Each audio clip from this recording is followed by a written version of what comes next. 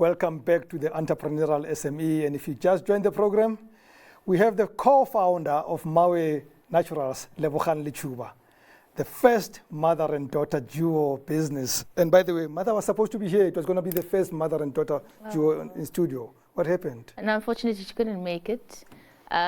She needs to. We are disappointed. I will tell her that. Thank you very much. Yeah. So, who is your client? Have you defined this client? Yes.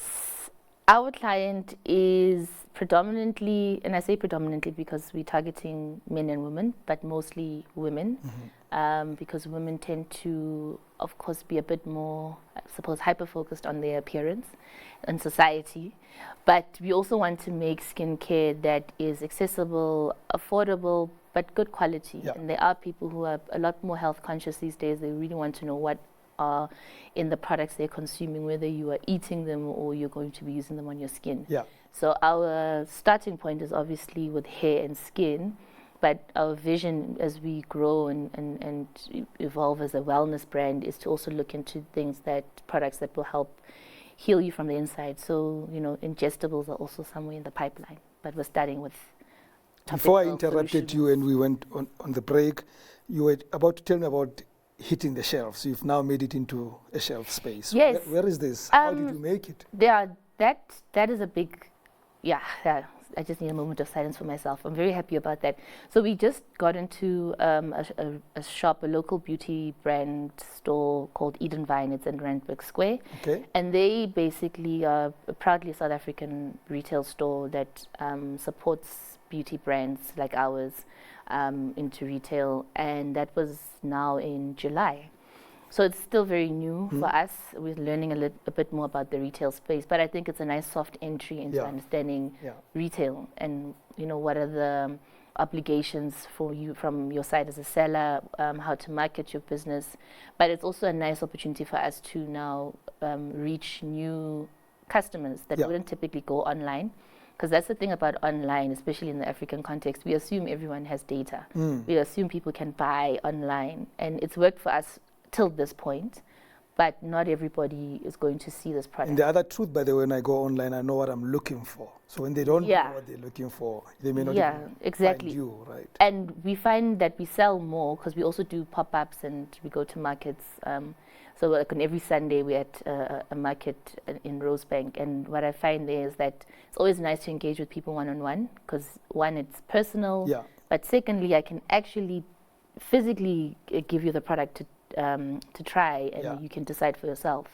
That engagement, unfortunately, you don't get online. You guys got to exhibit at the Chinese Convention for Entrepreneurs. Not everybody gets an opportunity to do something like that. How did you get there? We're part of a cosmetics association. So through that association, we get invitations to various trade shows and exhibitions. And it just so happened that we had applied for a couple more through the DTIC, but then they invited us to this one, and that was a very good experience. Just it was a big learning curve for us because now we realized, the reception was good in terms of how people responded to our product. There's a market for us. This is China. We definitely don't have the machinery yet to supply to a market that big. But there's interest. But there's massive interest. And this kind of prompted us to do the rebranding because when we went there, we still had our previous packaging, and that also kind of played a part. And let's start looking like one cohesive brand and try get the stuff out. I'm running out of time. So, one last question. What have been the lessons for you and Mom in the last 5 years? Good and bad. Okay, maybe general lesson is that your mother's oftentimes like 99.9% right. So she's played a big part in the formulations, and I appreciate that about her. You can't do everything on your own, so we are basically the manufacturers, the marketers, the auditors, possibly the legal people, not necessary. So we are, taking advantage of programs now that exist that support SMEs in terms of business development. Funding support is a big challenge. We've used a lot of our own funding, so up until the stage it's been self-financed, and that also has its limits because now we're at a stage where we want to grow and expand and Yeah. reaching out for support is becoming more important. But marketing, I guess, consistent marketing is really important. Okay, let's get into our 30-second game to complete this cycle. Have you ever thought of quitting? Yes. Why? Tired. You get tired. So what kept you going?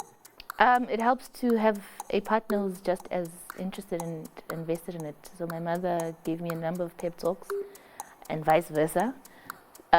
So business is frustrating because sometimes some months are good, some months are bad. What do you do for fun? Music.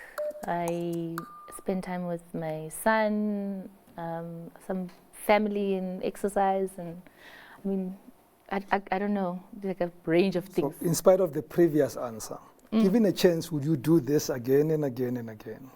I would. I hate that about myself, but yes, I would. Coffee, tea, bubbly, juice, water? One option. One. Okay, coffee. Lebohang Lechuba, thank you very much for coming in. Thank you for having me. And thank you for watching the Entrepreneurial SME from me, Rams Mabote. Good night and God bless.